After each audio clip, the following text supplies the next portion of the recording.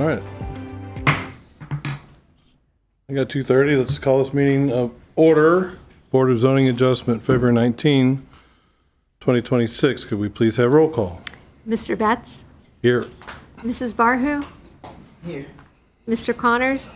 Here. Mr. Cameron? Here. Mr. McCray? Here. Mr. Johnson? Here. We do have a quorum. Would like to, first of all, introduce our city staff that's here today. Melissa Phillips, our development review technician. David Russell's not here, but Anthony Jackson. Nice to meet you. Thank you for coming today. Melissa Jansen's our clerk down there, and Joe Graves and Xavier Campbell behind the wall helping us with the IT. We have approval of the minutes, January 15th meeting. Did all the members have a chance to review the minutes? If so, is there a motion So moved. to approve? To approve. Is there a second? I second it. Sparry, second. All in favor, say aye. Aye. All opposed? Same sign. Minutes are approved. Okay. First case, new cases. Case A, BOA 2026-001. Could we please have the clerk read it into the...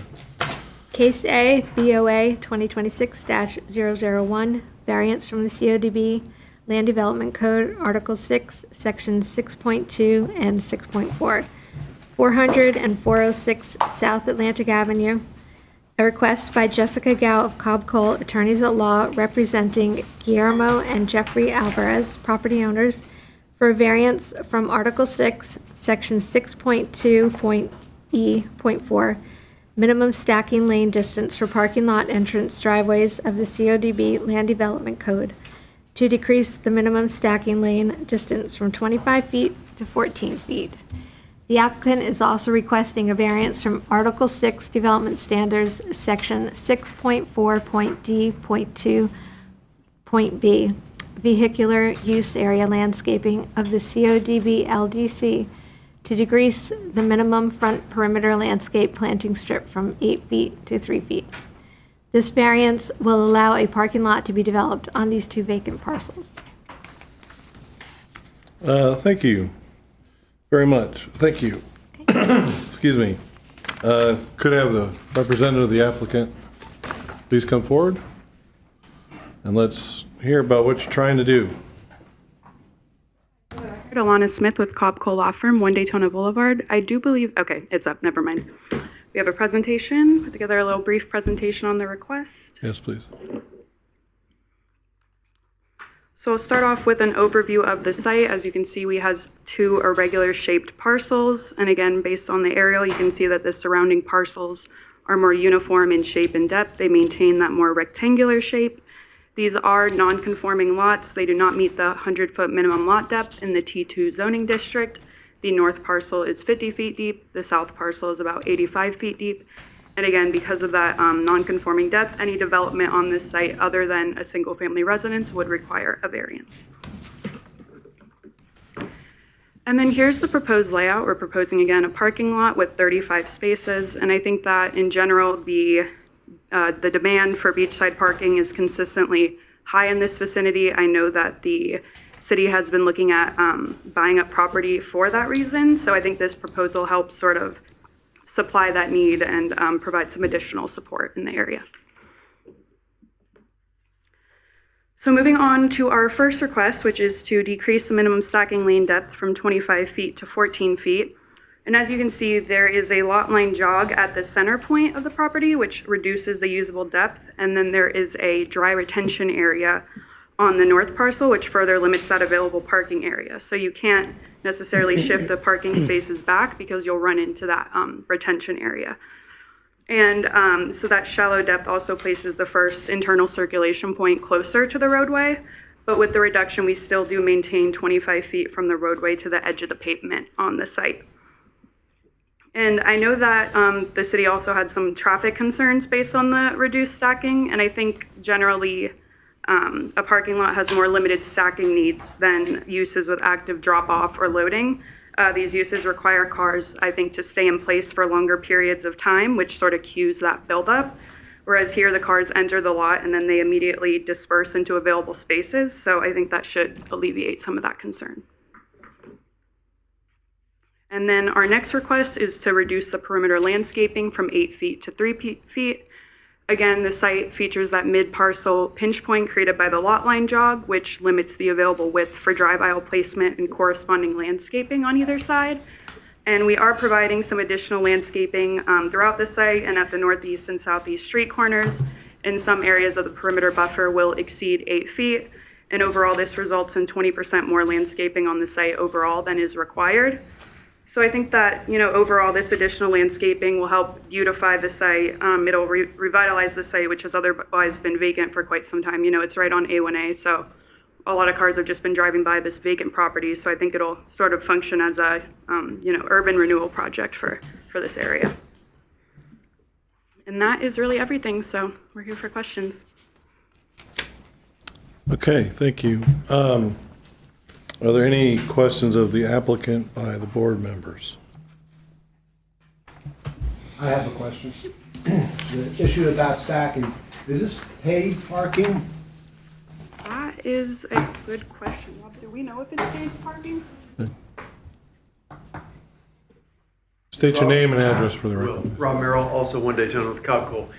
I think that the intention is to pave it. We've been trying to do alternative surfaces with Daytona on beachside parking especially. And so far we haven't found a solution that works for the drainage and for I think the key has been if you're going to put something other than pavement, they want to sprinkle it and do all sorts of things to manage it and it becomes more of a problem than it's worth. So we're still thinking if the code allows it, I guess, we may try an alternative surface. That's the answer, I guess.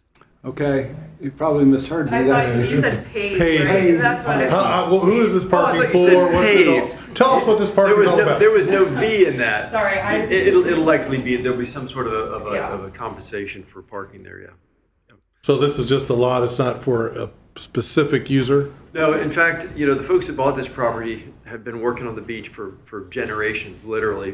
They do concessions on the beach, and so the amount of parking that's needed in that vicinity is the reason why they bought the property, to be honest with you. So Yeah.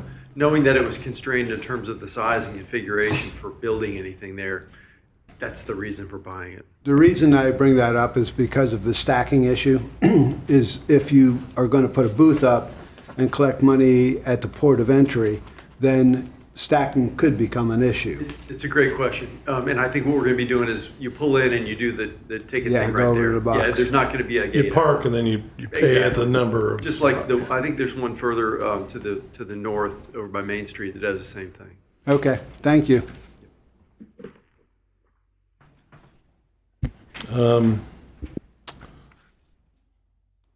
Just looking at an aerial, because it really doesn't show me. I can't get it up now. Let's see. Okay, here we go. I was looking for where crosswalks are.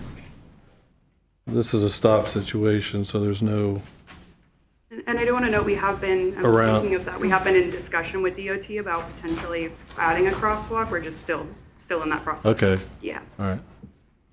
Yeah, this is state highway. There's sidewalks all around, so okay. Anybody else have any questions for the applicant? I Go do. ahead, So Charles. at 14 feet, you don't even have room for one car to stack? Isn't a car more think than it- 14 feet? And again- Seems like you may have to lose a spot of parking or something. You should at least, seems like, have one car stacking, no? Yeah, and I think that part of the reason is because that south parcel is so narrow that if you did add that, additional stacking space, you would effectively, you wouldn't be able to maximize the utility of the site at all. You would hardly be able to put any parking spaces on that south parcel. And again, it's not included in the stacking calculations, but from the road to the pavement, you still do have 25 feet, and then I'll let So Rob talk as unfortunately, well. our civil engineer wasn't able to make it today, and he'd be able to speak to this more intelligently than we can.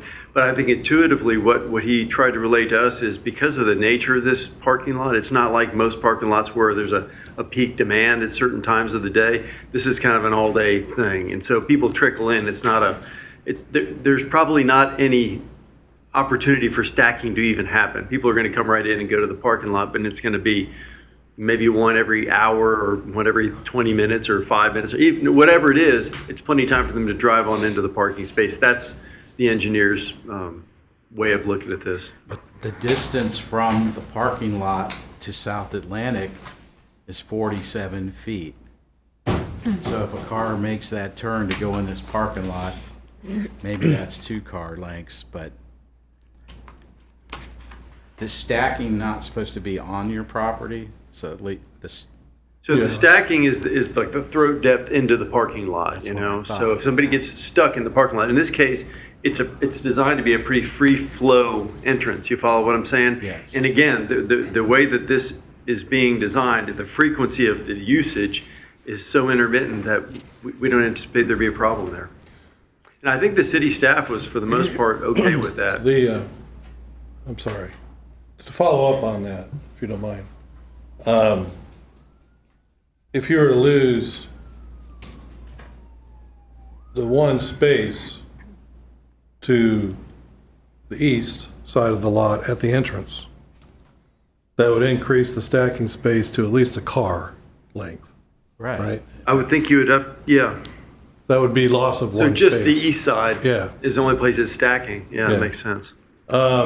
Also, I have a little difficulty with the design of the parking lot as it sits. Because if it's full, there's no way for somebody to get in and out. There's no way for somebody to turn around if all the parking spaces are full and they get to the end of the lot. You do have a little turnaround there that's deep enough for actually a car to back into to pull out of the parking spaces at the end. But there's no way to turn around if there are cars all in the lot's full, and somebody pulls in there.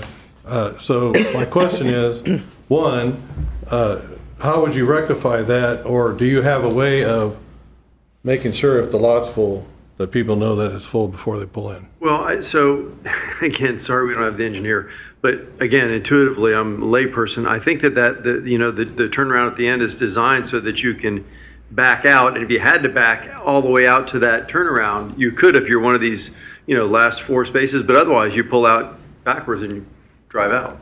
You have to back up the whole way in the parking lot. There's No, no way what to turn around. No, what I'm saying is if it was full. if the parking lot's full, you back into the drive aisle and you pull out.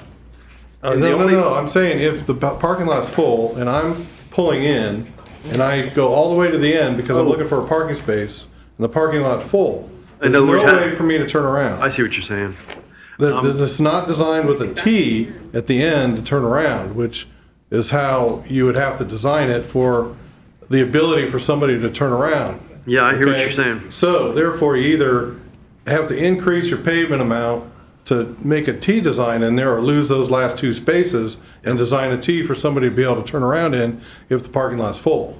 Yeah, it seems to me like adding either one side or the other Yeah. to make a T is probably what they're going to have Right, to do.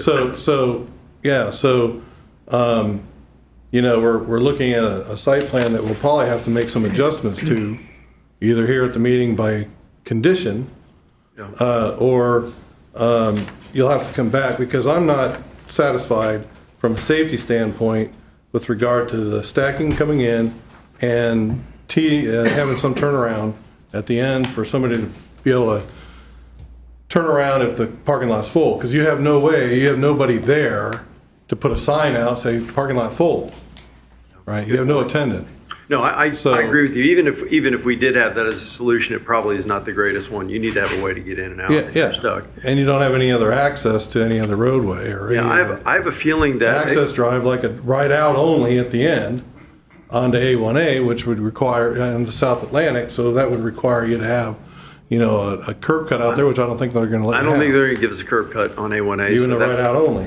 I think the hammerhead end is going to be the only solution. Again, Mark Dowson Associates has been designing parking lots and buildings around here for 40-something years, and Why they didn't think of that, I'm not Yeah, positive. I'm an But- ex-city planner, so I know how to design parking Yeah, lots. we don't. So I think if you were to, like you said, when we're in the variance context, you guys can condition it however you deem appropriate. And if you want to condition it so that a solution was designed to the satisfaction of the engineering department here, to be honest with you, I think this was vetted by, you know, Missy, if you guys looked at this from that standpoint? We looked at it. Yeah, so maybe, you know, engineering sign off for that would be the appropriate way to address it. Would you want to continue and So, Can I make a comment? I mean, I live in that area. This is not, in peak summer, this is not a onesie, twosie, 1 per hour. This is a lot that's going to fill up. And there's going to be a lot of traffic. So you really do have to think about how this is going to ferret out. So, I mean, it's, Sure. you know. good point. And you, living there, I'm sure you're going to know Absolutely. better than I would. So it sounds to me like we might need to bring a solution back to you guys in order for you to be satisfied. If you think that's appropriate, we can do that. Well, those are only two that we're at now. Are there any other concerns? Anybody? Those are pretty valid. Okay. I think that was my concern. I Yeah. like the turnaround, and I'd like to see at least a Okay. one-car stack, and Okay. losing one parking spot at the entrance seems to Right. be, still makes it a parking lot that they can work with. But I don't like Okay. having no stacking. Would you like to request the tabling until Well, the next meeting? let's do this. It sounds like, is anybody, Oh, yeah, I'm gonna, I'm just, I'm why don't getting we there. wait and see if anybody has any Okay, other that's comments fine. before we decide? Okay, yeah, good idea. Anybody here from the adjoining property owners or other people want to speak to this request? Come on up. State your name and address for the record and tell us your concerns. Okay, my name is Tony Walsh, excuse me. My address, 629 Vermont Avenue, Daytona Beach. My home is diagonally across from this property. I've lived there, had that property for 49 years now, and I've seen a lot of different things happen on that corner. We were glad to see an old motel get torn down that was an eyesore, you know which one I'm talking about. This past summer, the property owners tried to initialize parking on that lot. So I got a firsthand look at what happened because it's right out my front door, right out my front window. And the stacking is a major problem because what happens is when the beach sign goes up, beach closed, that's when everybody starts looking for parking and they all come at once. And it was chaos at that lot. And not only that, but the people that were dragging their kids and their coolers and everything else across A1A, 5 lanes and no crosswalk, was really bad. That scared me. I was waiting for the sirens. As far as legality goes, I think I tried to read into the land development code, and it seemed to me what I took from it was that you need to have 2 entrances on a property for a parking lot in order to entertain reducing the stacking.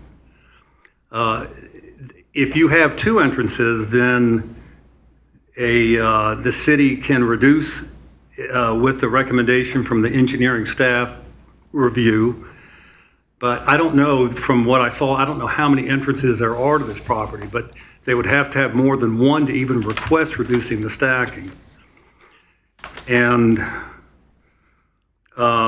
they'd also have to run, I believe I saw, they have to run a transportation impact analysis, has to be prepared. I'm not sure if that's been done or not and submitted. And then the landscaping, reducing that down to 3 feet from the, what was it, required 8 feet, I believe. We have fought blight in that neighborhood since the early 80s. And to just go ahead and pave over some irregular lots and put in substandard hedges or whatever without irrigation or anything else, it's just going to add to a terrible look for and we're in a historic district that is a designated historic district.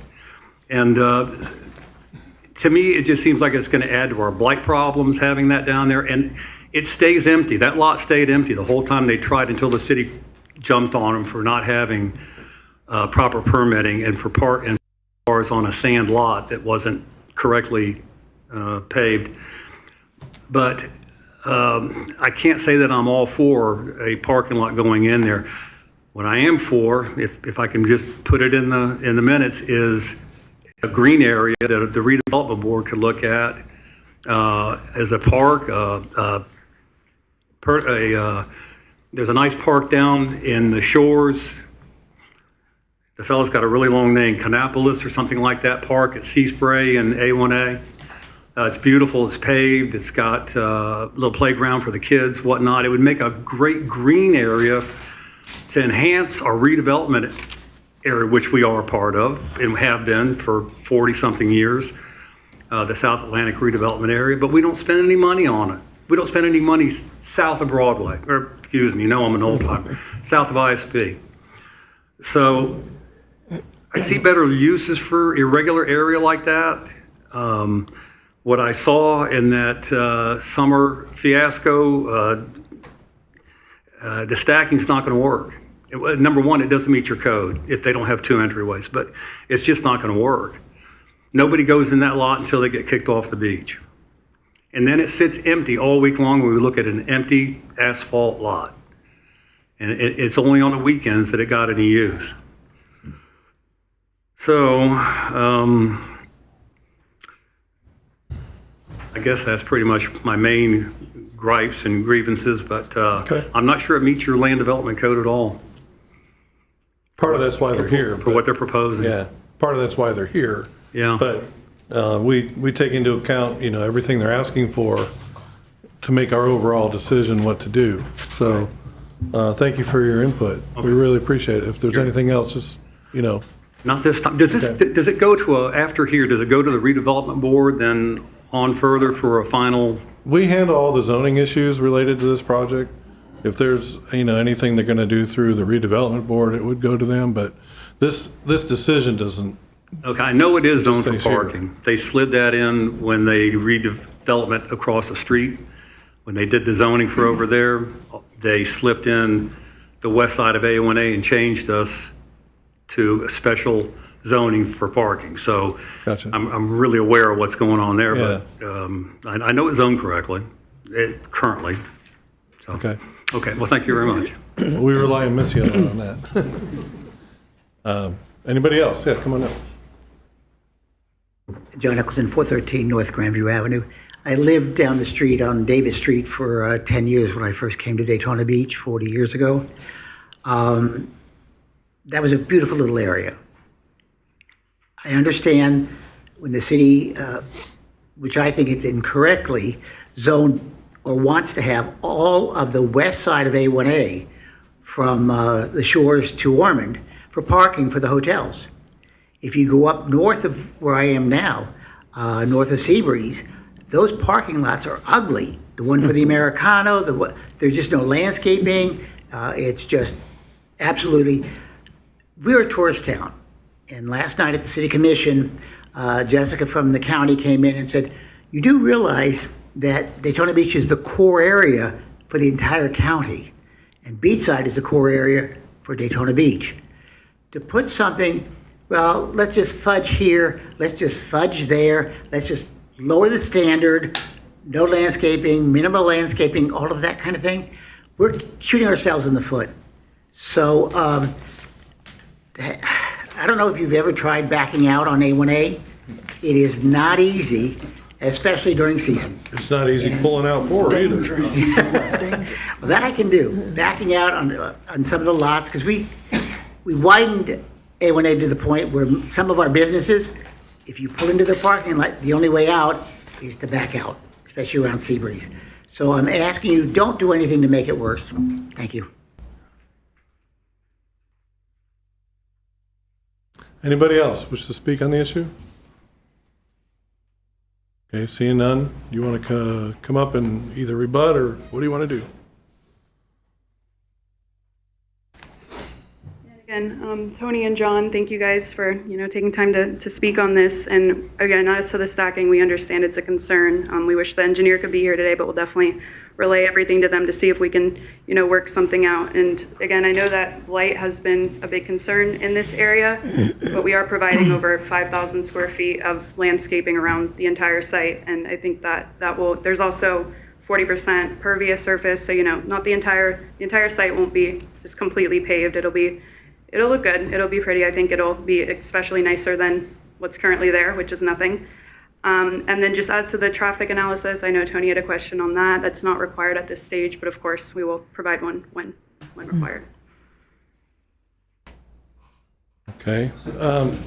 Just to clarify, that would be during the site plan review, which we're not there until. Yeah, we yeah. have the Okay. And John, to your point, we didn't do a good job showing you the landscape plan, but we're putting, and I'm sorry to talk to the audience, but John did raise a point that I thought was legitimate, because I didn't think we showed him the extent of it, but as you mentioned, Alana, we're putting in more landscaping than's required. We just didn't have enough room, but we're putting more of it in there. We do this frequently when you got a constrained site like this.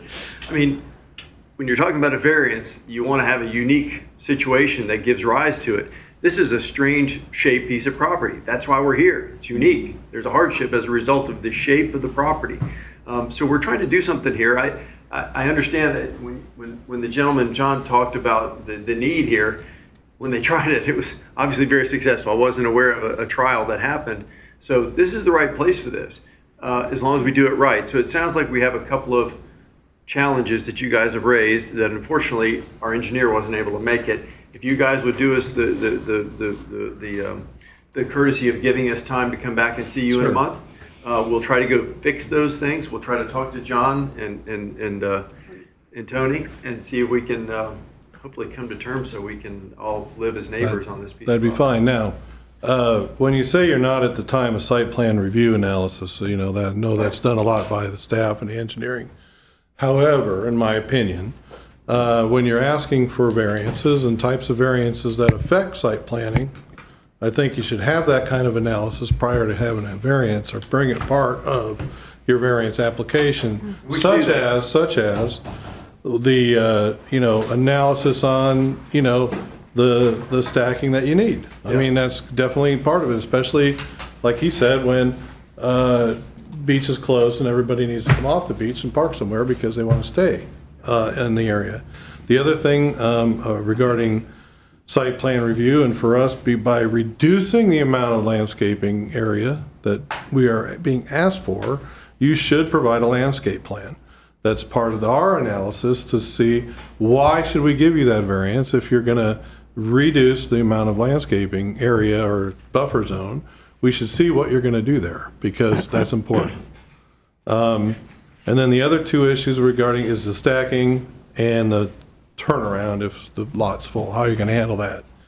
So if there's any other subject matter we should ask them to come back with?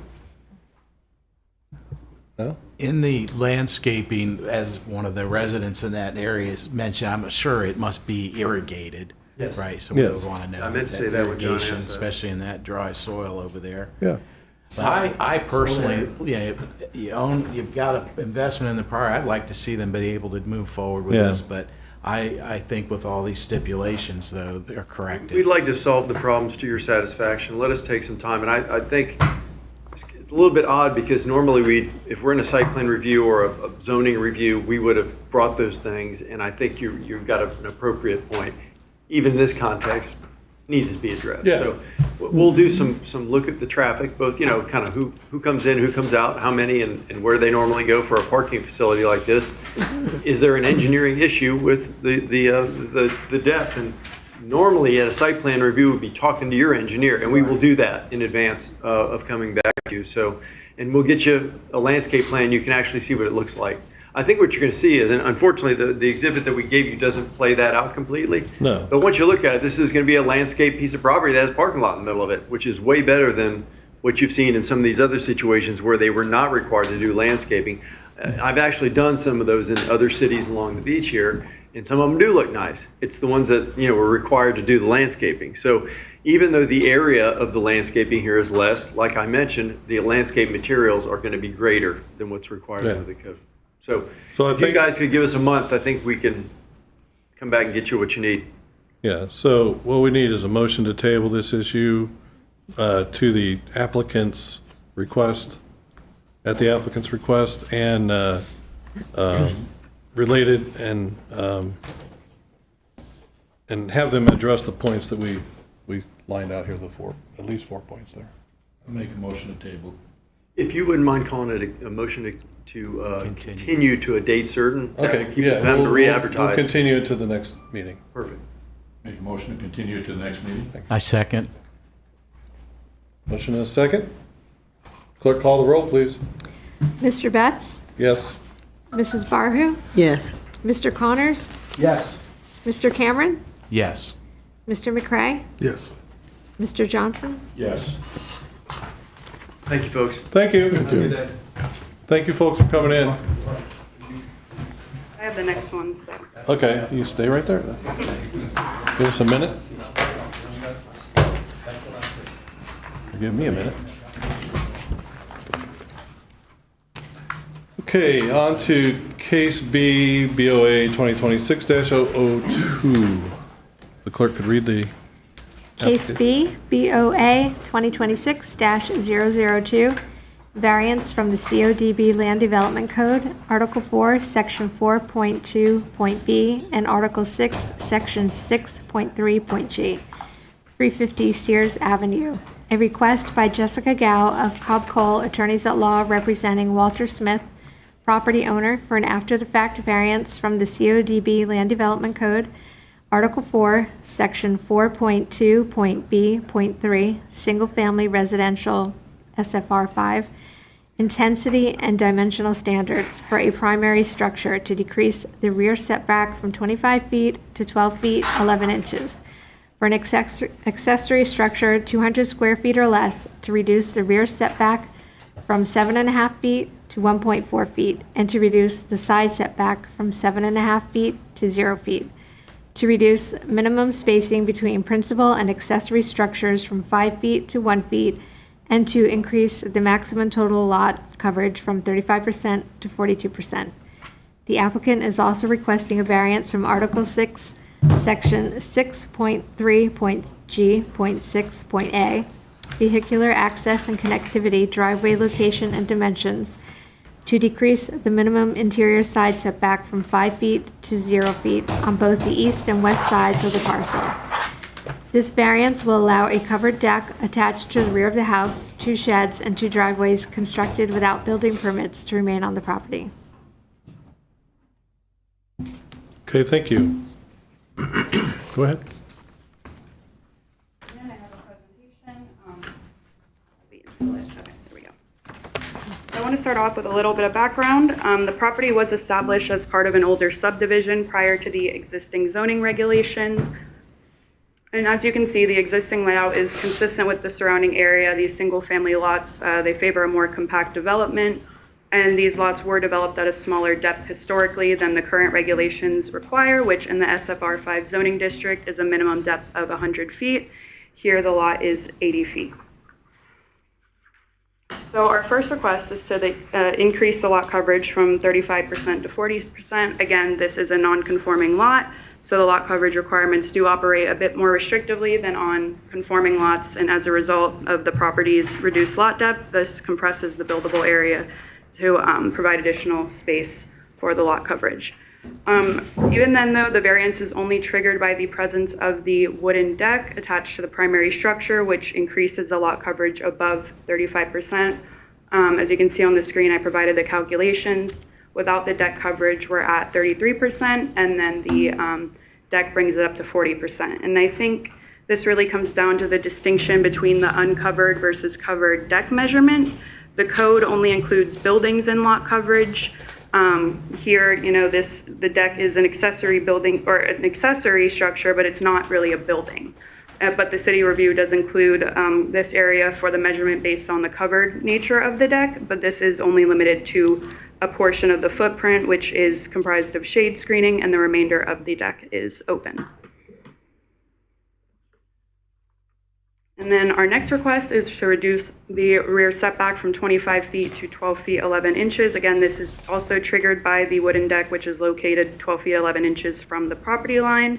The code does allow certain yard encroachments for uncovered porches, stoops, decks, patios, etc. If those structures are set back from lot lines by a distance no less than the deck's height.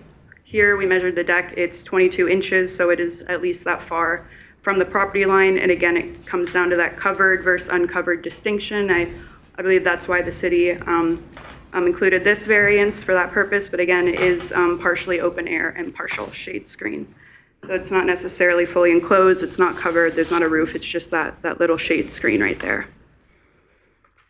And then for the accessory structures, we are requesting to reduce the side yard to 0 feet and the rear yard to 1.4 feet. And then we are requesting to reduce the minimum spacing between the principal structure and accessory shed from 5 feet to 1 foot. And for that one, it's for the shed in the top right corner that you can see on the screen. There are 2 sheds called out on that visual right there, but the spacing is for the one in the top right corner. And again, I think this is really, these variances are necessitated by the limited depth of the property. It reduces the buildable area significantly. You don't really have much of a rear yard to accommodate those accessory structures that are, accessory to the principal residential use. But I think this is generally consistent with the surrounding area. You can look at this aerial and see that most of the accessory structures on adjacent properties are right there on the rear property line or really close. Some of them even appear to be encroaching, not to tell on them, but as you can see, there is some, it's very common to have those accessory structures right there backed up to the rear property line. And now on to the paver driveways. We would like to request to reduce that setback for the driveways to 0 feet. Again, I think the pavers create an integrated edge condition. It maximizes the space of the lot. I don't think it really overwhelms the site. I think it's generally to scale with the lot, and the owner really added these as a beautification project. It's designed to, complement the residents. It matches the same general color scheme, and I think it really enhances the overall appearance of the neighborhood. It looks really good in my opinion, so, it beautifies the area quite nicely.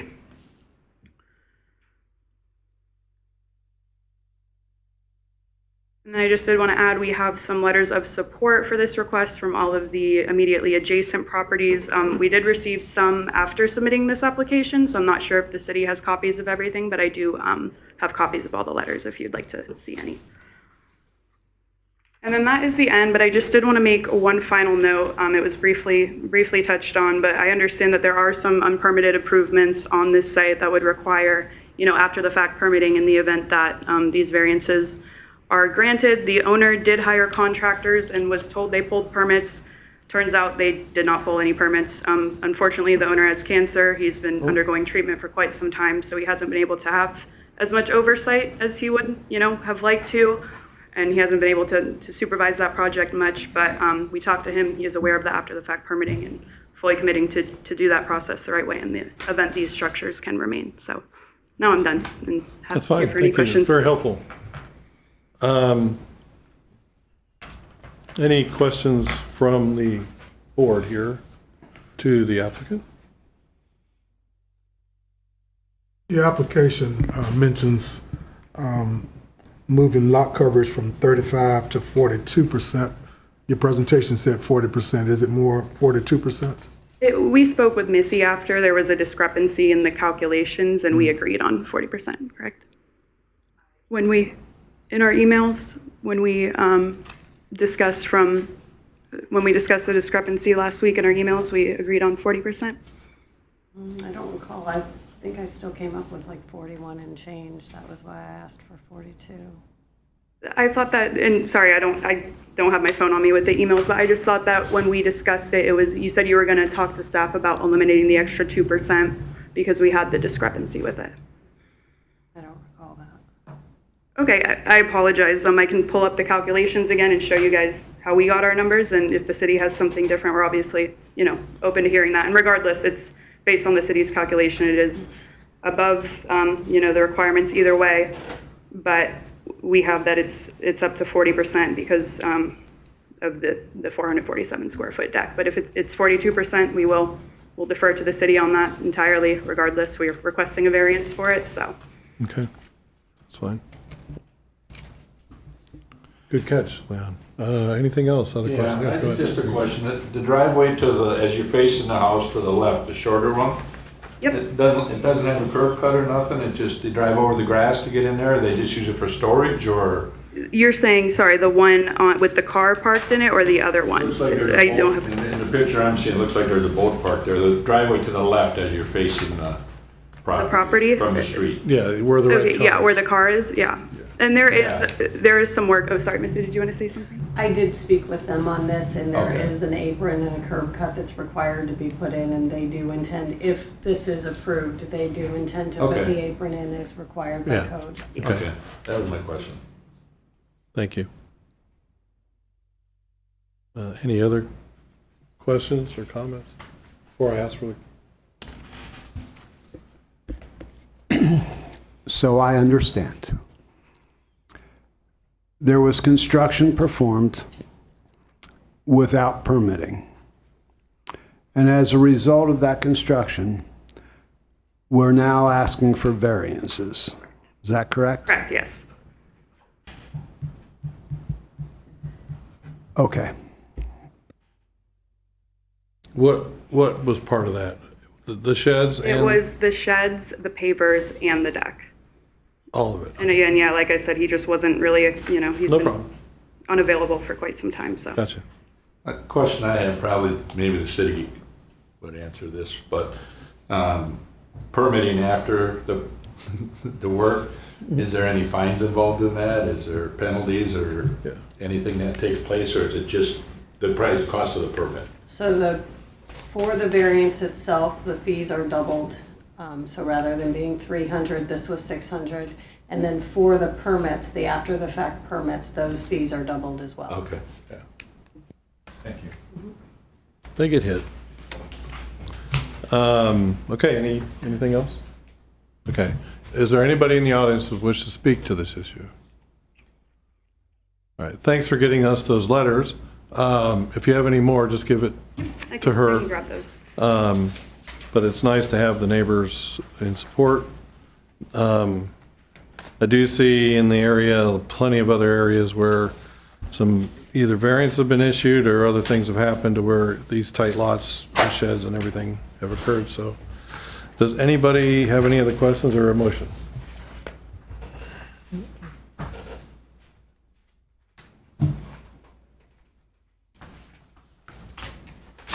Or discussion?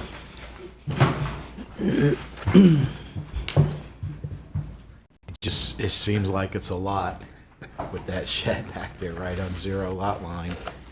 It was a pergola or something. I think, well, I think that the extra 5% of lot coverage, since it's a wood deck, that doesn't concern me. But that zero lot line and doing it without a permit, I don't know. I don't like that, and maybe the neighbors are okay with it. I don't know. They're not here to speak up about the thing being right on your property line. Maybe, I wouldn't like it. That was a concern I had, and that's why I asked Charles. But I haven't seen apparently neighbors have written letters of support of this. So if that's the case, then you had a slide up, a Yes. PowerPoint Yeah, of the people who wrote letters in support of it, so I can see where they're at in this. yeah, so it's pretty much every parcel that touches the property. They gave support. We just only had a few of the letters prior to submittal, and then we got a few after. And I have copies of all of them that I can provide. It's in my binder. Mr. Connor, 2 of them are in your package. Yeah, in the back. There's one from Karen Gerner at 830 South Grandview.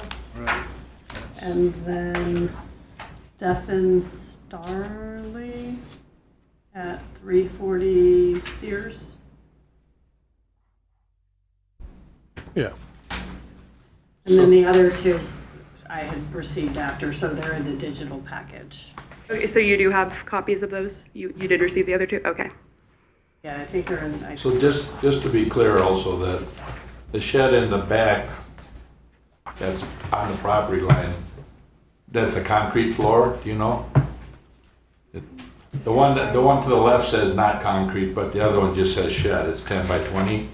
I think both of them are not concrete, but I would have to confirm. Okay, because that one, if I'm reading this right, it says, when they did the survey, the true corner falls in the shed.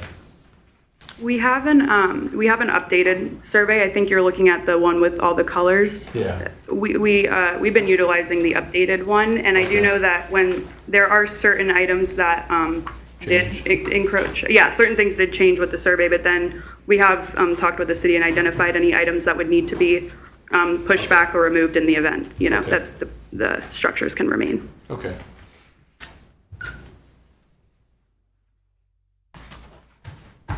Okay. So, any other questions or motion in the affirmative, please? You can always vote no. I'll make a motion to approve the variance for the, after the fact. Okay, there's been a motion to approve. Is there a second?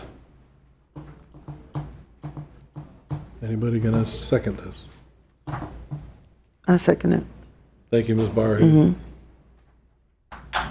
Can we please have the roll call? Mr. Betts? Yes.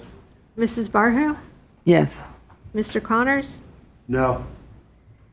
Mr. Cameron? No. Mr. McCray? No. Mr. Johnson? Yes. Okay, this variance came up with a tie vote, which means it's not approved. Correct. And so you'll have to either reapply with some changes, or consult your client what to do. Can I ask just any specific changes that any of you who, voted against it would like to see specifically? Well, if the sheds don't have concrete, they need to move them around. Okay. If it's just wood deck's easy to take back up, maybe reduce it, try to get a little closer into compliance. I think really the main issue would be the big shed. I mean, the house looks good, so my heart wants to help them. Yeah. Their house I is think it's mainly the beautiful. one shed that causes the biggest issue. Yeah, it's a shed in the far back. Okay, so that far back shed is the one card. For me. I don't know about agree. Charles. That's the one. Yeah. I look at it as, would we approve these otherwise? And maybe the shed, no, but I voted yes because I don't think it was a big problem, but there's many other sheds in the area, but yeah, that's It's a fine. big one though, 10 by 20. Yeah, that's a big one back there. Okay, thank you. Thanks. You're close.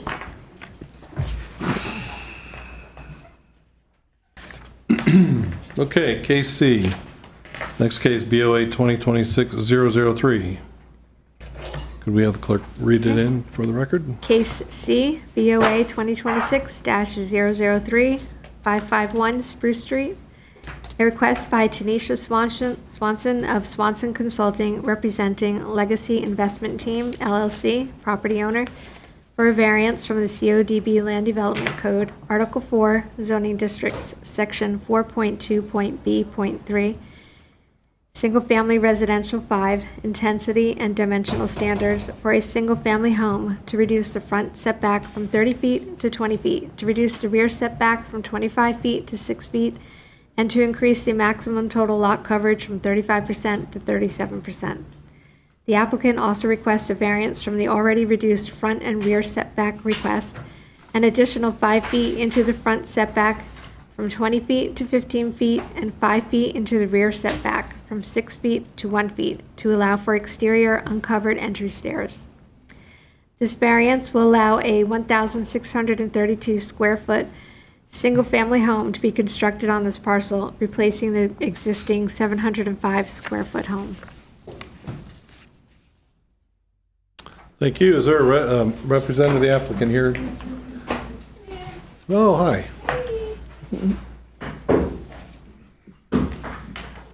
Hello.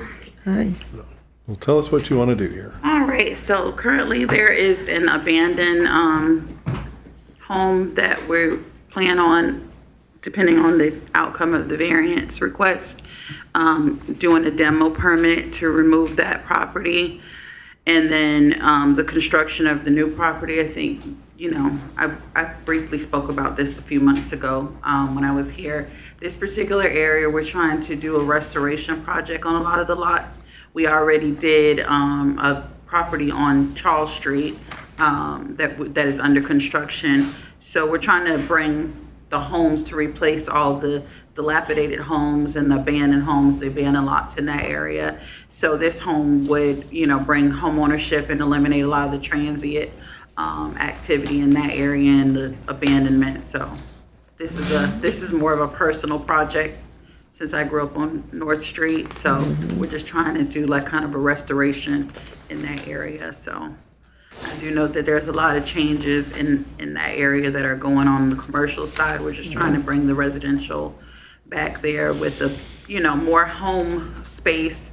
That particular home was very, very, very, very, very small, and I don't even think they make homes that small anymore. It's like a fishing shack almost size.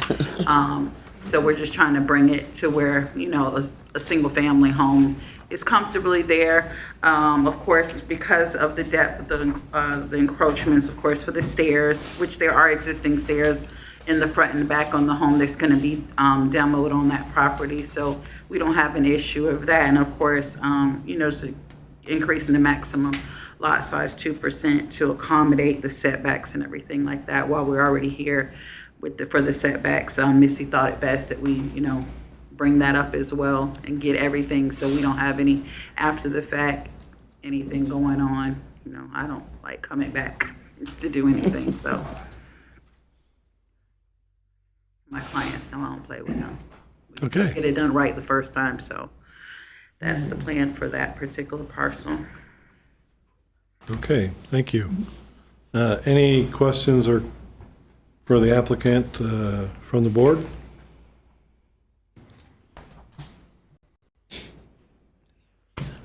Okay. Is this a prefab home or a stick built? It's gonna be, I believe it's stick built, yeah. Okay. Okay. Yeah, I think the plans for the home are included in the package as well. Yeah, I saw some of them. Yeah, I only included the floor plan, though. I didn't put in all the details and. Yeah. Okay, any other questions? Is there a motion? Oh, wait, anybody out there in the audience wish to speak on the issue? Sorry. I motion BOA 2026-003 be approved. I second it. Motion and a second. And please have the roll call. Mr. Betts? Yes. Mrs. Barhu? Yes. Mr. Connors? Yes. Mr. Cameron? Yes. Mr. McCray? Yes. Mr. Johnson? Yes.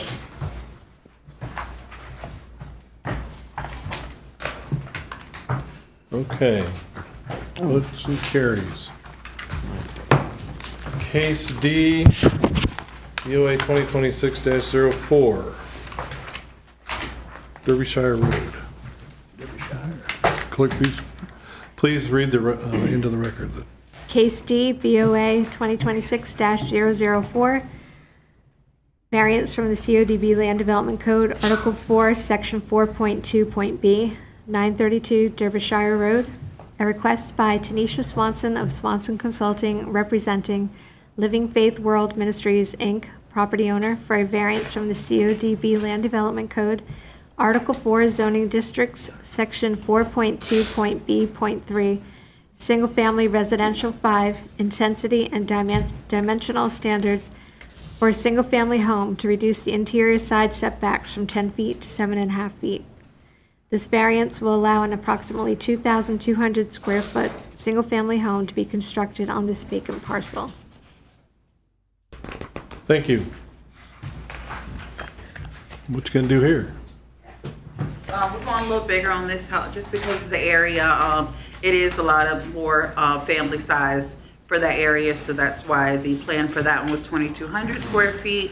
So same thing, just trying to bring more homes in the area, redevelop the area, eliminate any single family issues. I do believe that the goal is to, do like a low-income type project on this one. I'm not for sure. I didn't get the actual, dynamics of what type of home ownership they're doing there, but it is, in another development area. That lot has been empty for a while and is owned by the church, so I'm not sure exactly how they're going to market that one for home ownership. But we did think that it was best for that particular plan for a house that size to accommodate. So the setbacks, if we could, to be adjusted, the 2.5 square feet, the 2.5 feet, just to keep that plan in place for that home.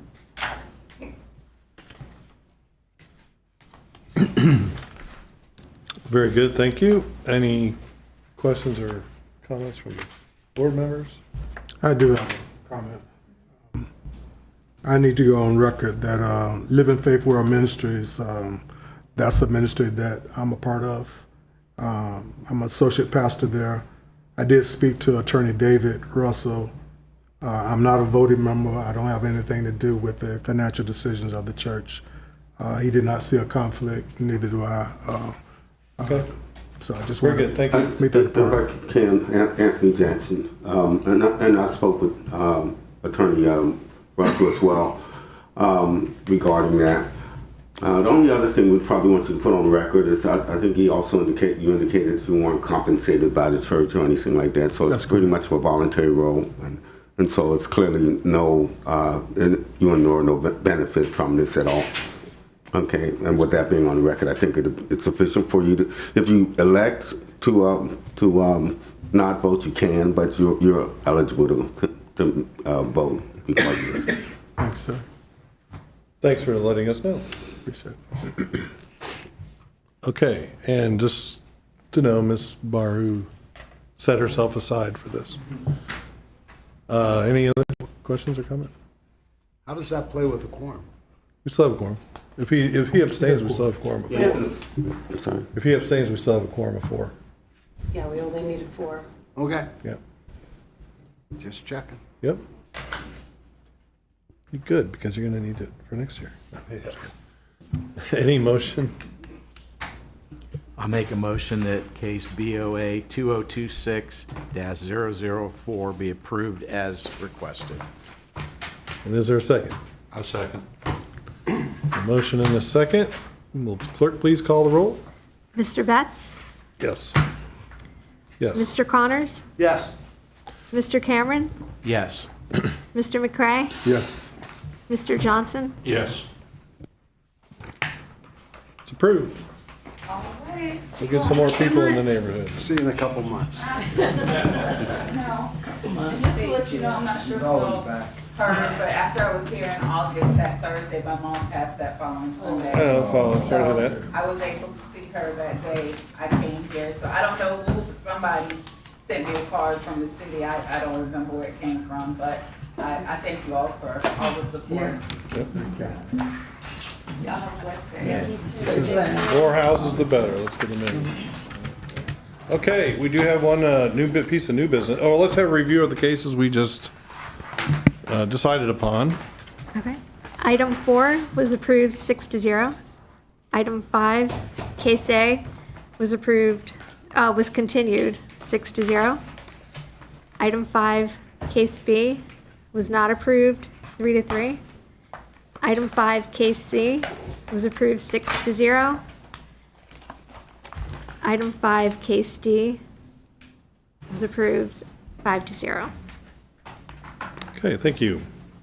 And under new business, we do need to have an election next month of the new chairperson of this board. So if anybody would like to volunteer, please let Missy know.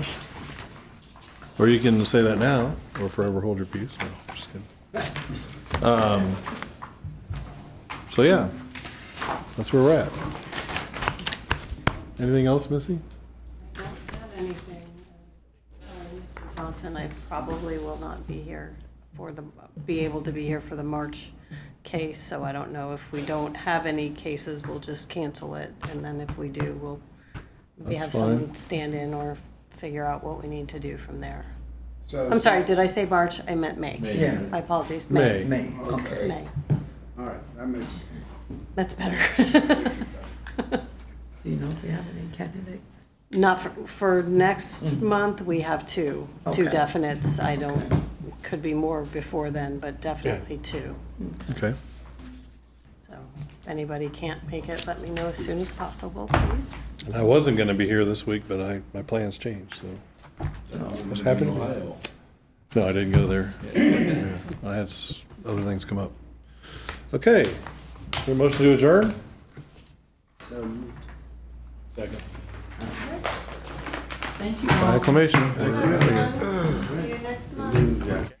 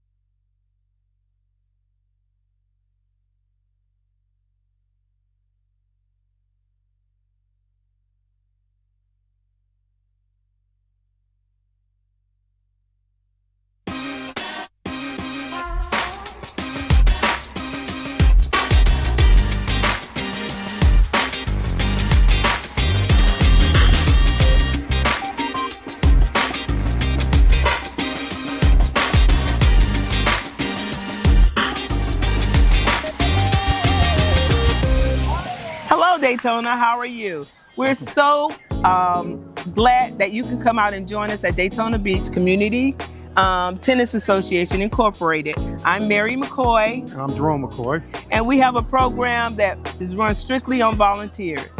And we are so happy to have all our volunteers that are here with us and all the young people that are here.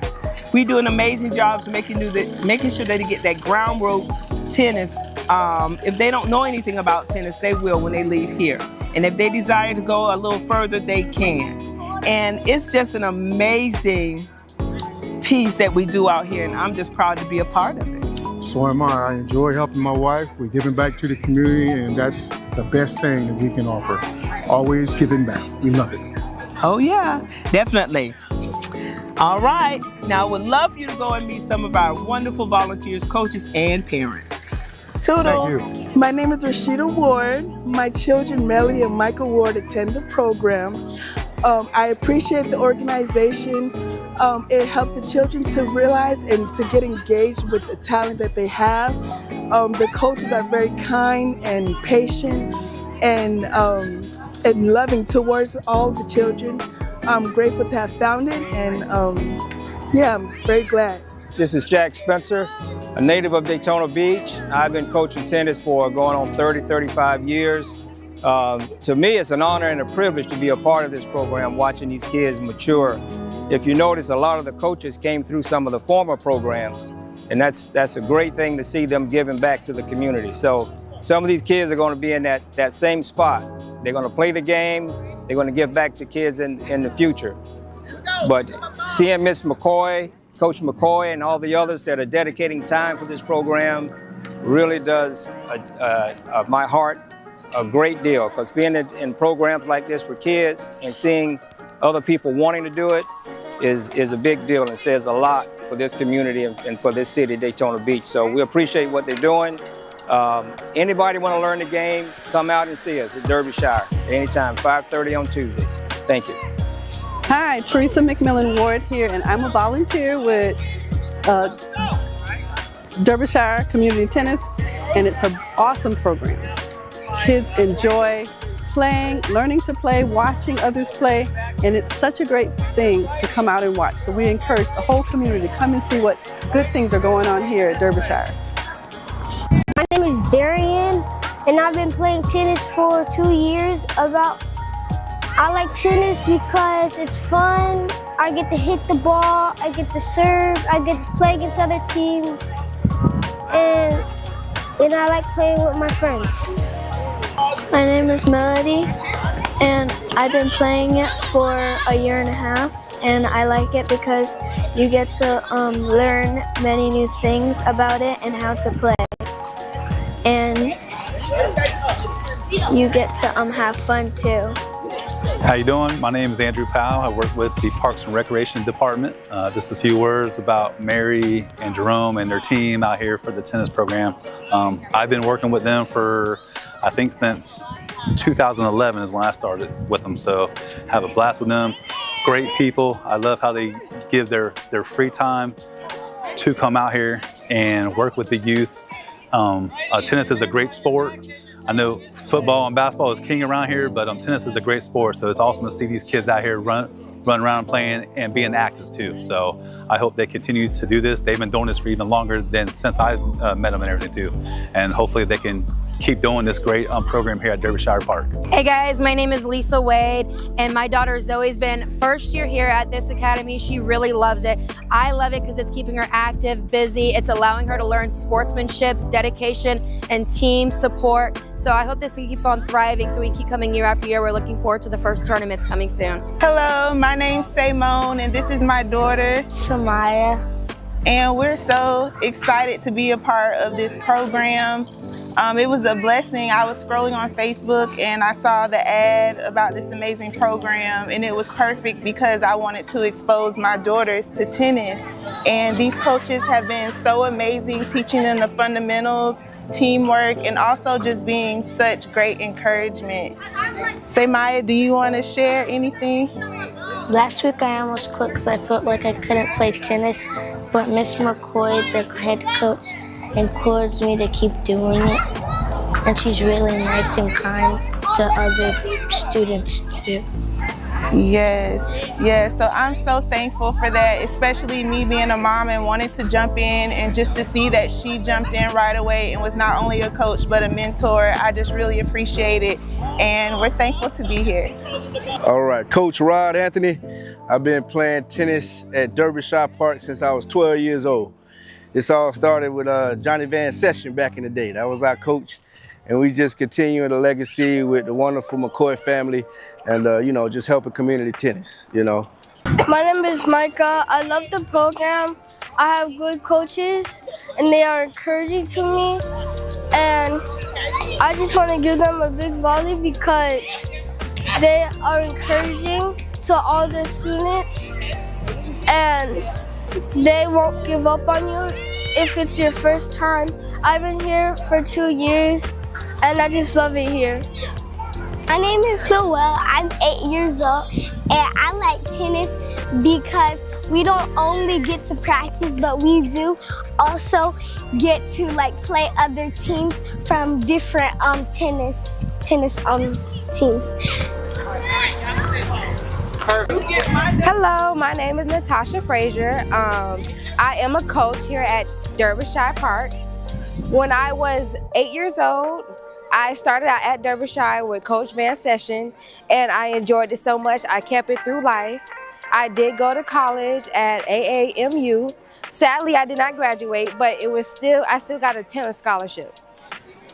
I played recreationally after college, and I also did USTA. I officiated tennis matches. I even played in a semi-pro tournament thanks to working at the tennis center. Thank you, Tom Kelly.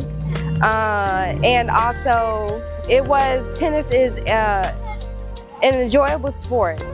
It's strategic with your mind, and it's also healthy as running for all ages. From 6 to 65, we always encourage you to play tennis. Tennis is a lifelong sport that I hope everyone can join and play. The Derbyshire tennis program here is perfect to start your young ones off for the fundamentals and then to keep them going and doing something throughout the week. We thank you for allowing your kids to come here and play and to enjoy themselves in our community. Thank you.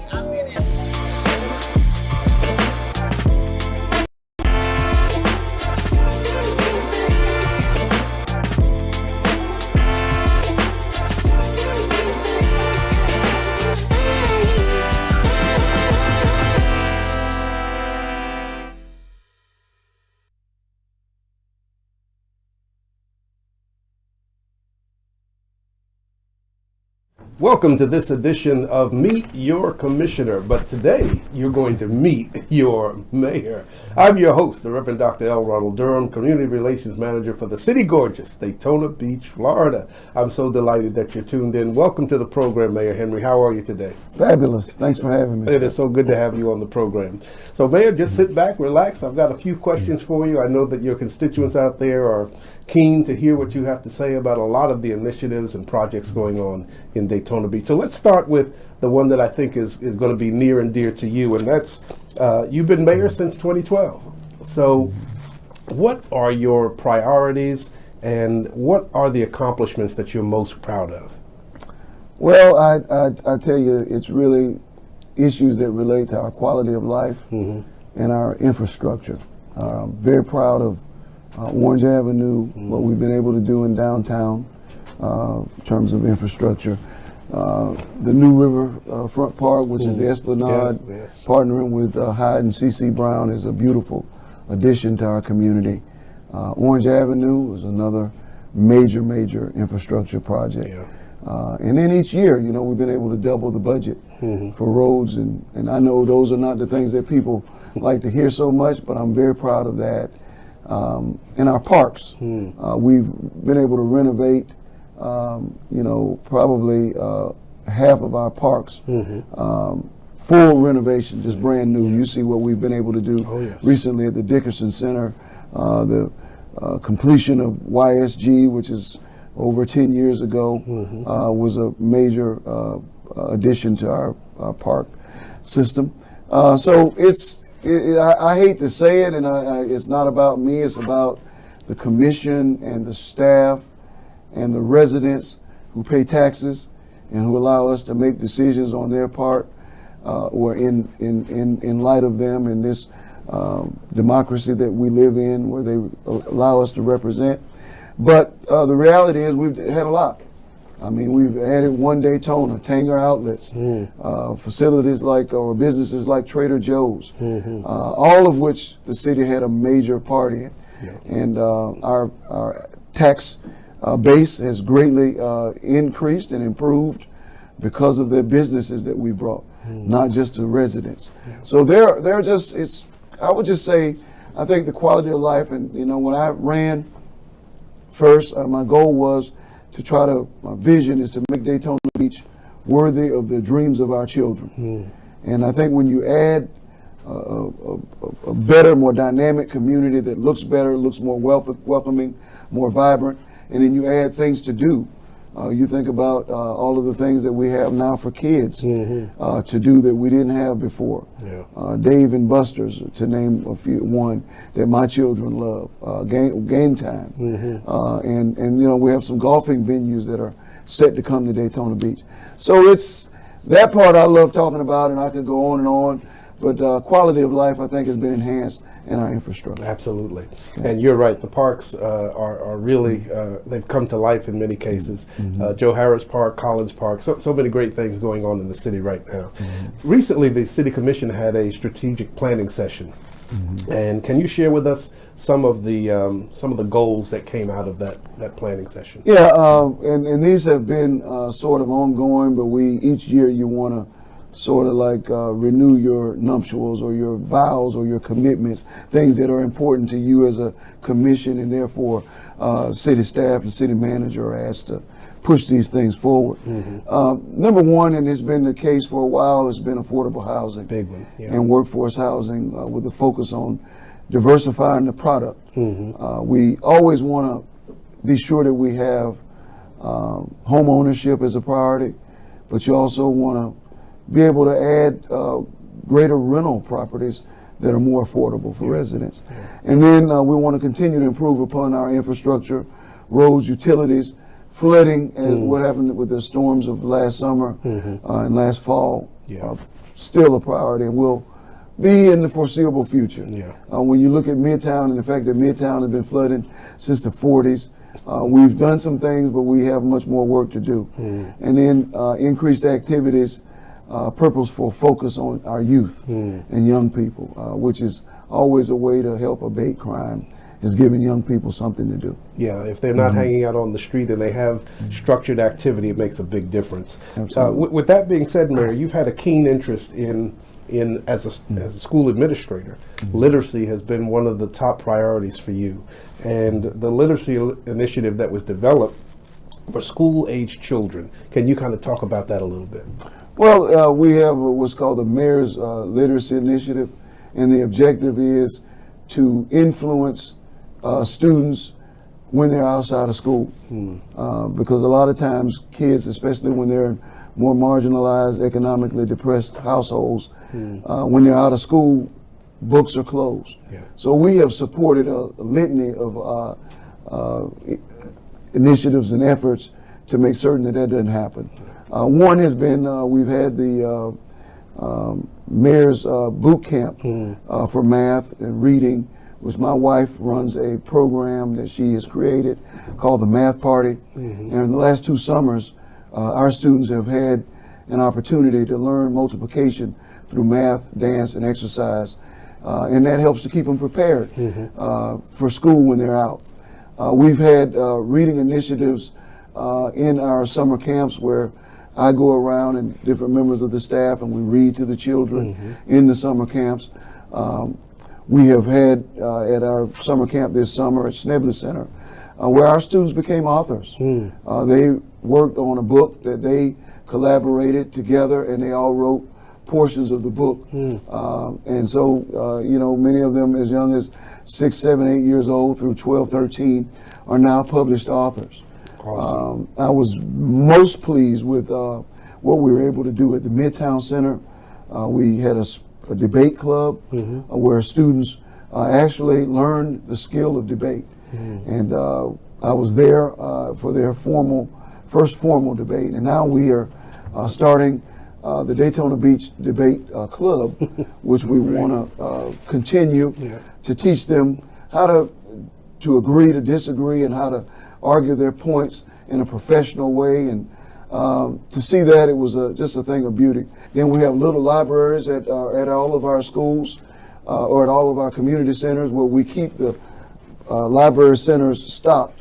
Kids can just walk up and take a book of their choosing. And then we do ask them to bring books back. And so there's just literacy is a priority because when your citizens and your young people are literate, they become better citizens and better adults and better able to contribute to our democracy. Oh, absolutely. And Mayor, the one thing I think residents in Daytona Beach can say is there's always something to do in the city every single day of the week. You talked about some of the things for the youth, but there's a lot of things adults can do. In fact, there's over 30 different programs that are being offered throughout the city. Can you share a little bit about that?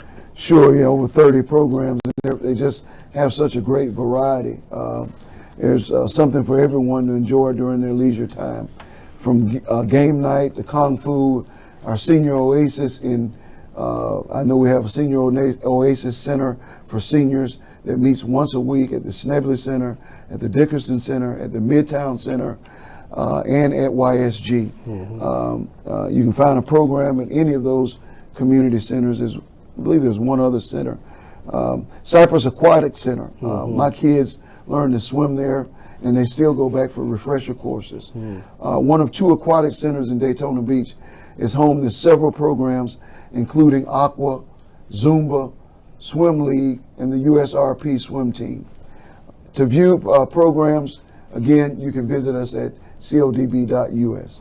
And Mayor, you recently developed it's called the Youth Advisory Board.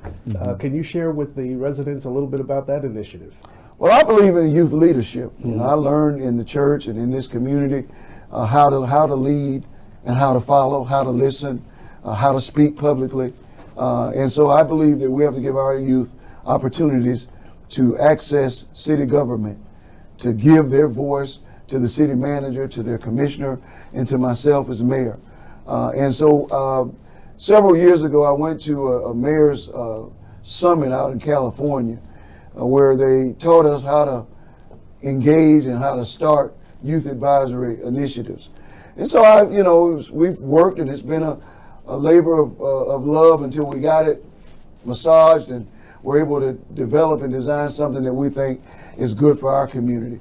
But our young people will have access to city staff to learn how city government works, and then they will be able to tell us what they see and what they need and what they believe in, and ultimately and what they want to see from their city.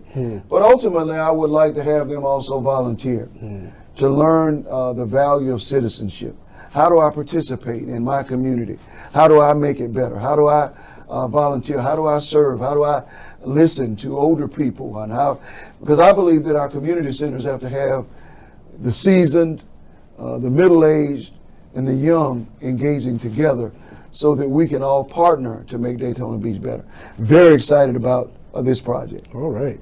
And I know you and your wife are both kind of fitness buffs, and you have the Mayor's Fitness Challenge every year. Kind of tell us, where's that program right now? How's it doing? Well, she's a certified fitness instructor. I prefer to be a couch potato. But when you're married to someone who works out 6-7 days a week and wakes up at 5 a.m., they drag you along.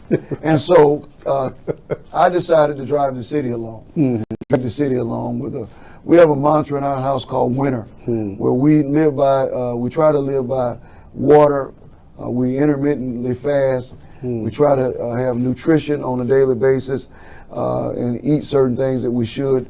We try to say no to things that we shouldn't as much as possible. You know, those fried foods and too much sugar, we try to do those in moderation. Exercise and rest. So the mantra is winter, and we take that and we infuse it into the Mayor's Fitness Initiative, which has been wildly successful. It's sold out every year with 125 to 150 of Daytona Beach residents, where we partner twice a week with our residents and fitness experts to work out in community centers, walk the bridge, go to One Daytona, use their fitness equipment.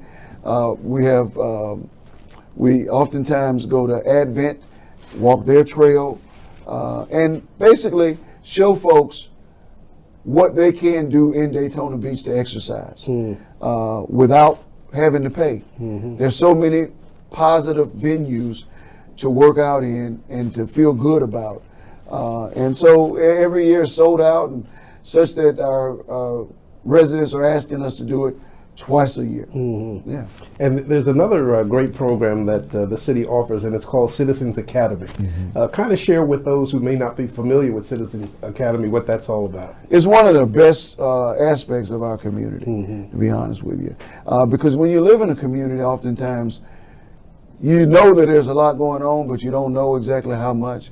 You don't know how much city government is really operating to make Daytona Beach what I refer to as a great American destination. So Betty Goodman, one of my favorite city employees, assistant city manager, facilitates an opportunity for residents to get to know the various departments in Daytona Beach. Fire department, police department, wastewater, communications, all of the departments in Daytona Beach, the city manager's office, and you see what they do to make Daytona Beach a great city. And residents walk away from that, and recently we had a reunion because we've been doing it since 2009. And residents, so we had a reunion to show the updates and much of that has changed since 2009 to 2023. And residents are just blown away by how the wastewater plant works, how water gets from the plant to their house, how recycled water and what the police department does. It's amazing. And so residents love it, I love it, and I love seeing residents, and many of the people who come, it inspires them to get engaged in the community and to partner with us to do things to make the city more exciting. And being called an academy is a perfect name because it really is a learning experience. It's like being in school. And you're seeing all the various components of the city and how they integrate and work together. And I think it's fabulous. I asked this of the commissioners, I'm going to ask you as well. You're a school administrator and you're the mayor of the world's most famous beach. You've got a private life and a public life. How do you kind of find balance between the two? Well, as my children, I have two young children, as they get older, it becomes more of a challenge, to be honest. But I don't have hobbies, honestly. I love Daytona Beach. And so my hobbies are partnering with the city. I love literacy. So I take my children to things that are involved with literacy. I do like the arts. So I do frequent the Peabody. I partner with the Peabody Advisory Board. And I love exercise, so I coach and teach kids how to play basketball. I actually mentor kids who play basketball. I work with them every other Sunday, just teaching them the fundamentals of basketball and talking a little bit about life. So that way I'm able to partner and balance things that I do with my children with things that I like to do for the city. Of course, literacy is important, so both my children are avid readers, and we push them to do that. And so we bring them along with all of that. My wife is a professional educator, so a lot of the things that we do, we just marry them into the city. And we consider ourselves to be stewards of Daytona Beach. And if you're going to be a steward of anything, you have to care about it, you have to be committed to it. And then the balance is, you find opportunities to get away and just to support one another as a family. As you know, my family's been long involved in Daytona Beach, but we just find ways to support each other and to do the things that we like as it relates to travel. All right. Well, Mayor, you've been mayor for quite some time, and you've seen several iterations of the city commission. So with the current city commission, what do you see as really some of the strengths that this commission brings to the city? Diversity is very, very diverse. 5 women, two males, good balance of African Americans, and one person born outside of the United States. So the perspectives that everyone brings, some people lifelong residents, some aren't. So you have that homegrown feeling, but you also have perspectives that come from other places. But all 7 people committed to Daytona Beach. And they all bring different issues that they're passionate about. It's always beautiful to see Commissioner Strickland committed to First Step Shelter. He volunteers in First Step Shelter. Commissioner Henry and reading and uses that as a legacy. She's made sure that almost all of our elementary schools has a book vending machine. Commissioner Reed, and I can talk about all of our commissioners. She does an amazing job with seafood festivals and making sure that the festivals are operating. Commissioner Cantu, who's my commissioner, she's an awesome commissioner who gets around to the community neighborhood meetings in ways that blow me away, and her engagement with residents. Commissioner May and her partnerships at Bethune-Cookman and in Embry-Riddle, she makes certain to try to keep the colleges engaged in the community. So all of our commissioners, they just do a fantastic job. And Commissioner Parris, who's new, She was a participant in the Citizens Academy, and watching her advocate for her residents with the reading benches or the book benches, knowing where to put them, and just this is an amazing commission that I appreciate their commitment to the community, but the fact that we all come with different opinions and we don't always agree, but we do so in a civil and a cordial manner, and we realize that at the end of the day, everyone is here for a better Daytona Beach. And so I appreciate the commission that we have right now. It's a great commission. So Mayor, look into your crystal ball and tell your constituents what you see for the future of the world's most famous beach. Well, I see continued emphasis on making Daytona Beach a beautiful destination for residents and visitors. I see a more enlightened boardwalk area, and I'm just a person that's always real. Our beach is the greatest, prettiest, but our boardwalk needs an overhaul. And so our objective is to find ways to bring in more entertainment to our beach side. I see a more dynamic Main Street, and I see a city that continues to be attractive to residents and attracting people from all across America. I see young people from Bethune-Cookman to Embry-Riddle to Stetson to Daytona State staying closer and realizing that we have opportunities for them right here. But most importantly, I think I see a Daytona Beach that continues to be welcoming, that continues to be a city that aspires and strives to be safe, and that works with our police and law enforcement and young people to make Daytona Beach the great American destination. Well, Mayor, thank you so much for being on the program today. It's Meet Your Mayor today instead of Meet Your Commissioner, and we look forward to all of the great things that you're going to continue to do as our mayor. You've been watching this edition of Meet Your Commissioner. It's Meet Your Mayor today, and we have, I think, the greatest mayor anywhere in the United States. We hope you keep listening to Channel 490, Daytona Beach Television. We love you. We'll see you next time. Bye-bye.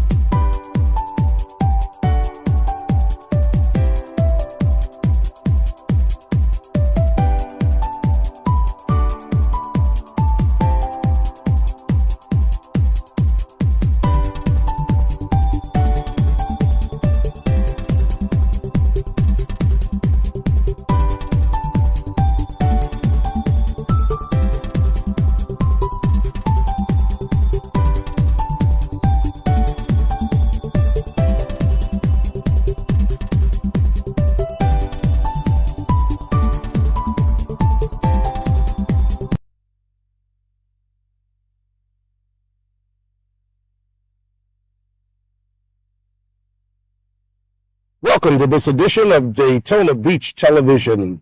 This is a segment called Meet Your Commissioner. I am your host, the Reverend Dr. L. Ronald Durham. I'm delighted today to have the Commissioner for Zone 2, Mr. Ken Strickland, as our guest here on the program today. Welcome to Meet Your Commissioner, Mr. Strickland. How are you doing today? I'm doing well. It is so good to have you on the program, and we're in a beautiful setting here in Collins Park, and a lot of work has been done in the last few months. Oh yes, there's been a lot of work done here, new sidewalks, and we have the new dog park over there. with the watering station for the dogs, and it has plenty of shade. It's probably one of the nicest small parks we have in the city. It really is. And you're really one of our newer commissioners, so to speak, although you've been there for a little bit. But tell us a little bit about yourself. There may be listeners out there who don't know much about Mr. Ken Strickland. Well, Ken Strickland's lived in the area since 1990, and just been a community activist, really. Just, going to all the city meetings, paying attention to what's going on in our city, and seeing how sometimes things have been, in my opinion, mismanaged. We don't have that problem now. We have a great commission. We have a great mayor. We have a really, really, really good city manager. And I think we're turning things around. I mean, we don't all always agree on everything. And I think that's good, because I remember for years it was a 7-0 vote for everything. So, some of us question different things, but we compromise and move on. And I think we have a really good mayor and commission right now. You're absolutely right. And you're so right. You were active before you were a commissioner. I think that's where I first met you, was at a city commission meeting. You were concerned about the city and wanted to see some of the changes that we're now seeing since you've been commissioner. So let's talk about your zone a little bit, because in Zone 2, there are some challenges, particularly as it relates to the Seabreeze corridor. What are your thoughts as it relates to Seabreeze Boulevard? We've got to get Seabreeze Boulevard under control. There's a lot of nightlife, night activity over there, and at closing time, something happens to people, and it just gets out of hand in the blink of an eye. So we're working real hard on that right now to try to get that under control, and especially with the cameras. We have. I think the mayor contributed $20,000 in COVID money. I committed $80,000 in COVID money, and from Atlantic all the way over to Halifax, we're providing more cameras, and we're going to improve the lighting so that we can keep a better eye on what's going on there. I do feel like that once we put that up there, it's not going to immediately get everything under control until everybody realizes that they're being watched. And once they realize that they can't get away with busting somebody in the head and kicking them while they're down in the middle of the street, they'll learn to behave. Control. It is something that I know that the commissioners and the mayor, you all have been focusing in on that and looking at strategies and ways to combat that.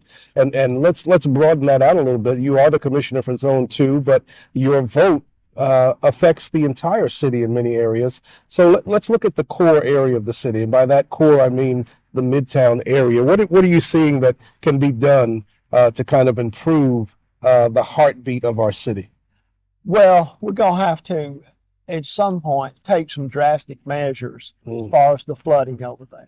I mean, we don't have to have a hurricane. We just happen to have tropical storm, or sometimes even just a summertime thunderstorm will flood that area, and we've got to deal with that. And we've got to help to either move into a place that's up, or help them, has the elevation not to flood, or to stop the flooding where they're living now. And it's going to be a difficult task, but that's been flooding over there since the beginning of time. And we just keep pushing it down the road and putting it off. And I think we're getting closer to doing some things now as far as, improving the quality of life there, because they deserve to have an excellent quality of life and not be in waist-deep water every time we have a storm. Yeah, and the Army Corps of Engineers, I believe, are going to be doing a study for that area, and I'm really excited about that, because I think it's going to bring some much-needed relief to the people who are living in that area. Right. My opinion is where it's flooding the most, we need to help those people move out, purchase their properties if they own their property.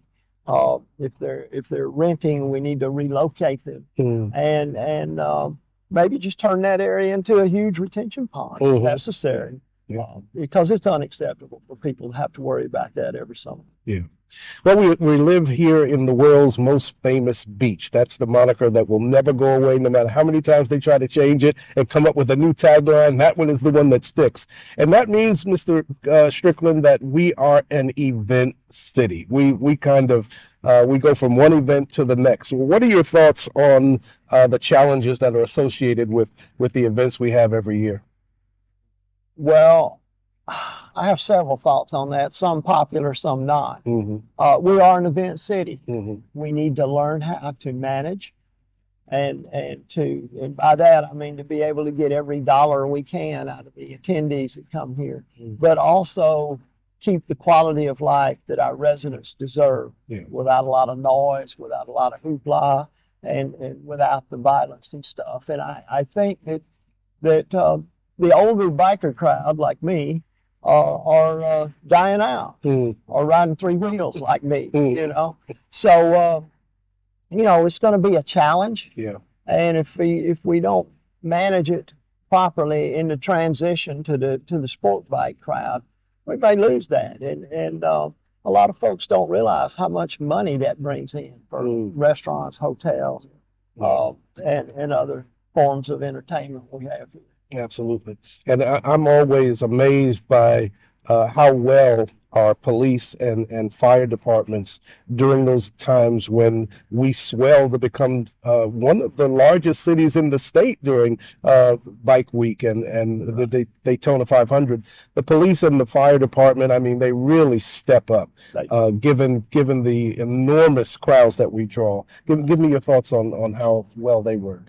They do a great job. Fire department does a great job. The police department does a really great job because for the last few years they have been undermanned, if you will. They didn't have enough people. We're still down. You know, I think 15 or 20 officers, but we've hired some new officers lately, and I think the latest class is about to graduate and be able to move out into the field, and that'll be very helpful for us. But we've got to have a way to maintain the quality of life for our current residents. That's first priority. Yeah.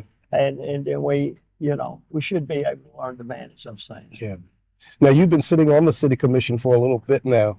What are you seeing, Commissioner Strickland, as some of the strengths that the city commission really has right now?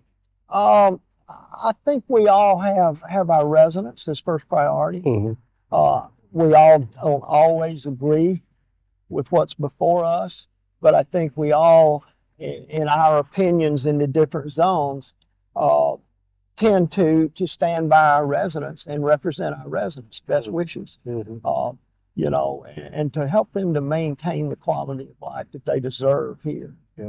Yeah, and that's so true. And it is important for the commissioners to recognize that, as I said earlier, although you're the commissioner for this zone, the responsibility you have covers the entire city. Absolutely. And that makes a big difference. So what are the challenges, if you had a crystal ball and you could look into the future, what are some of the things that you see in the future that are going to challenge our city? Quality of life is the main thing. Yeah. I think that, you know, we emphasize that we're with development that we need to be ready for those people that are coming here, and I agree with that to a point. What I most agree with is the fact that we need to take better care of the residents that are already here. We need to be sure that the residents that are already here have everything they need. Their quality of life is maintained, and even, you know, made better, because we shouldn't forget about our residents. I know part of my zone over on the west side of the Halifax is the fact that that zone, it doesn't have a lot of parks in Zone 2, doesn't have a lot of things going on, but they're getting some streets paved over there. And I've worked on some things with trying to get their rubbish and trash picked up and stuff along the streets, because I felt like when I was campaigning, those people were forgotten and had been forgotten. And I've worked as hard as I can to try to upgrade their quality of life and make sure they get the same service as the rest of the city. Now, since you've been elected as a commissioner, that obviously has kind of probably upset the balance of life for you a little bit. So how has your life kind of changed since you've been elected to this position? Well, you know, I was very active before I was elected. Now I have to be very careful what I say, when I say it, and who I say it to, because I could get sued, get the city sued, and I do my best to not publicly speak about how I feel about certain things before it ever comes before us, because then they can come back and that's something I wasn't used to. You know, I was used to standing up there and saying whatever was on my mind or posting what was on my mind. Right. I can't do that now. Yeah, that it does change your life a little bit. Quite a bit. Everybody's watching. Oh yes. As a commissioner, as you say, every word is parsed and dissected, and everybody has an opinion. There's been recently, over the last couple of years, actually, a lot of discussion about the East ISB corridor, which comes down into your zone, that ISB stretch. What are your thoughts as we're looking to kind of improve that whole section of our city? Well,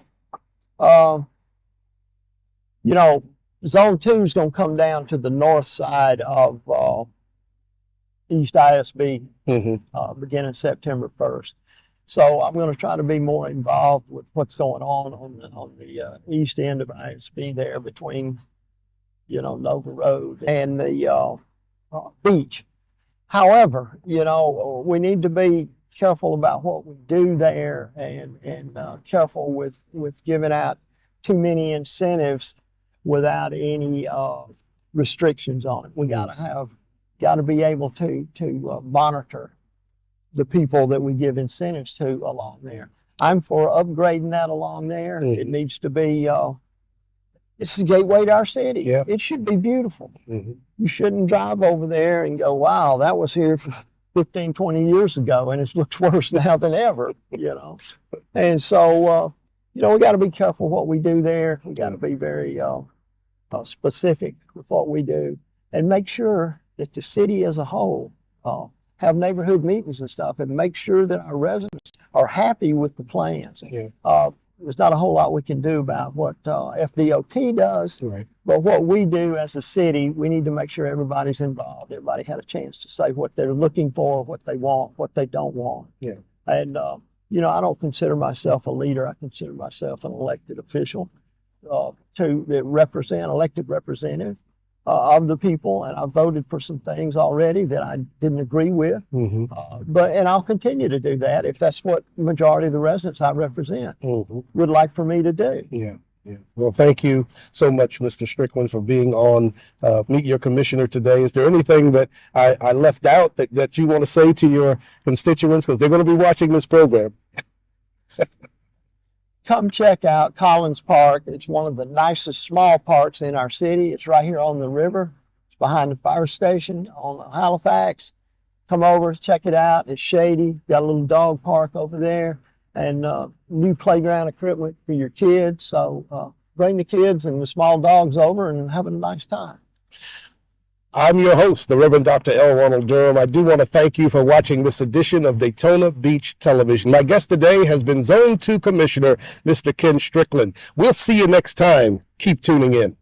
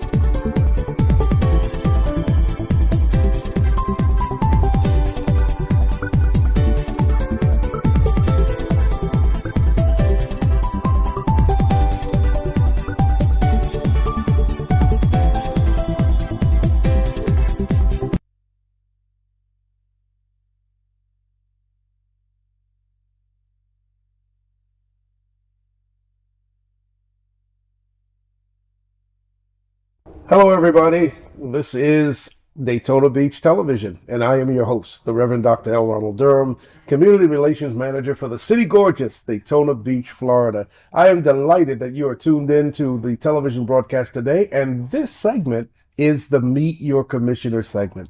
And today I am honored and delighted to have as my guest the Commissioner for Zone Number 1, Monica Paris. Welcome to Daytona Beach Radio, Thank you Commissioner. very much. I'm excited to be here. I am so excited to have you, and we are in a beautiful setting. We are. Here it's at the Pendleton Club, right on the water. Right on the river, which is now, after redistricting, is part of Zone 1. And I'm glad that you're here with us and looking forward to doing the interview. Well, let's get started. Okay. There may be some people out there who don't know who Monica Paris is. I find that hard to believe, but it's possible.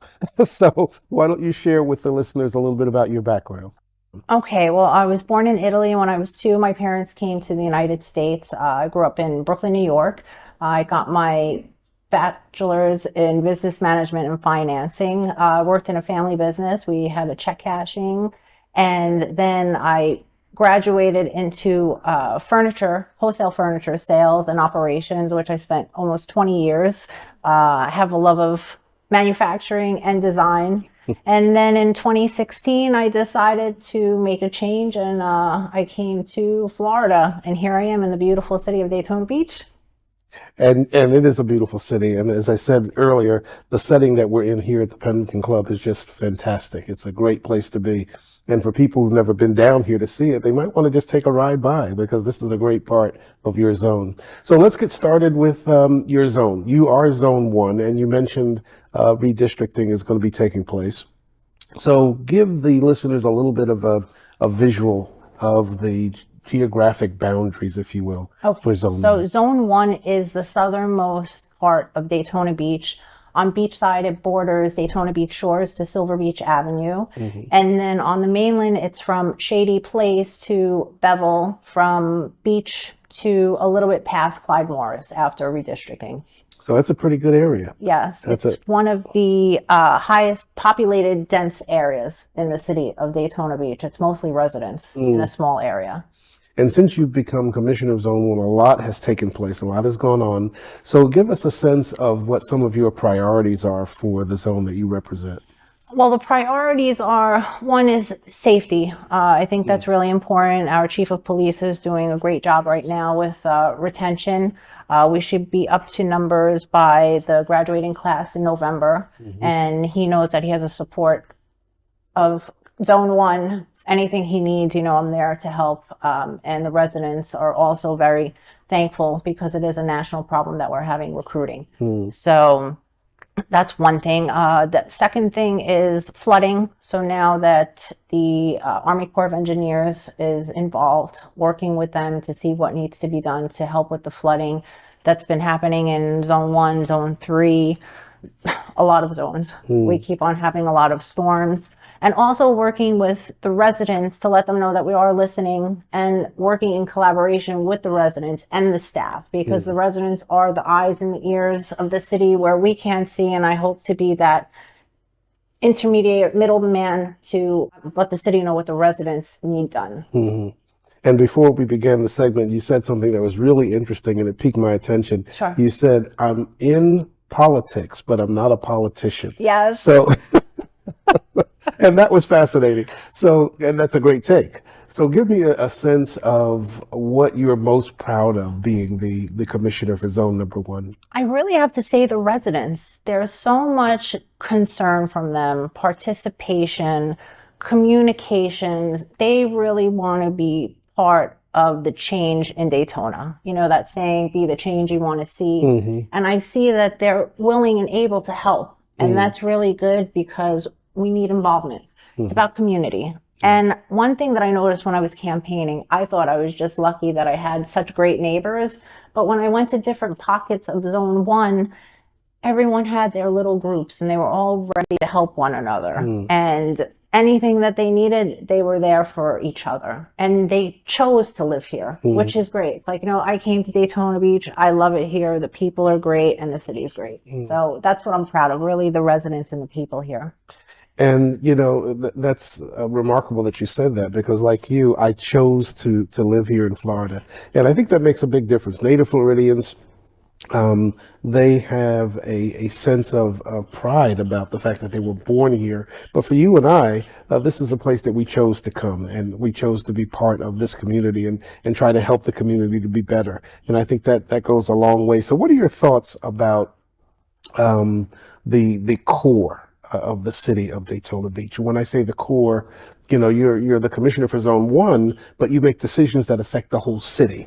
So kind of what are your thoughts about how we can maybe improve the core of the city, the heart of the city? So same thing when I was campaigning, I asked a woman, I said, you know, what do you want to see in Daytona Beach? And she's like, well, I'm not in your zone. I can't vote for you. And I said, well, that's okay. You know, I still vote for the city as a whole. You know, we want to see the best for the city, and what do the residents want to see? I think that's very important, because we all live here and we all want to be part of it. So what do you want to see? The core, I think, just needs a little help with more development. But the city is doing a lot with a lot of rec centers, repaving of streets, new lighting.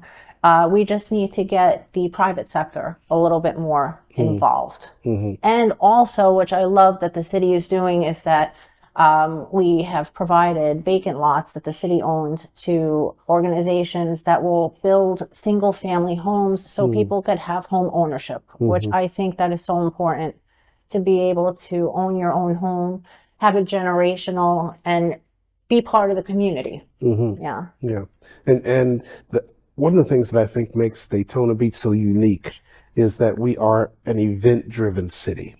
We have Bike Week, we have Biketoberfest, we have the truck races, Daytona 500, and the list goes on. So what do you see as being an event city that is really challenging for us?